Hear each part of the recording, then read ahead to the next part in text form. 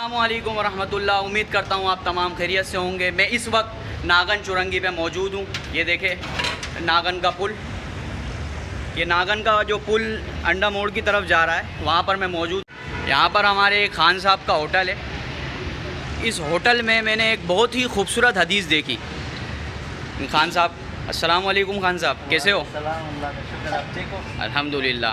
इनका नाम है अज़ीज़ खान तूफ़ान, और इनका जो होटल है ना, ये भी बिल्कुल तूफ़ानी चाय बना के देते हैं।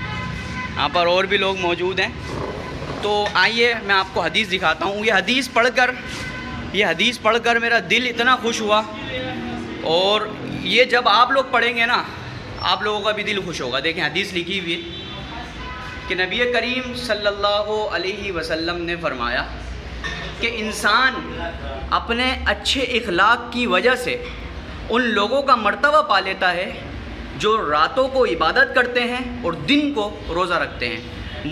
मुस्तदरक इब्न हाकिम की हदीस है।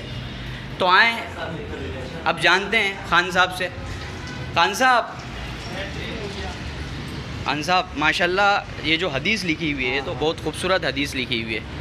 तो ये हदीस किसने लिखी है यहाँ पर? ये यहाँ पर शाजी रहता है, उसने लिखी है। अच्छा माशाल्लाह, एक सैयदज़ादे रहते हैं, उन्होंने हदीस लिखी है।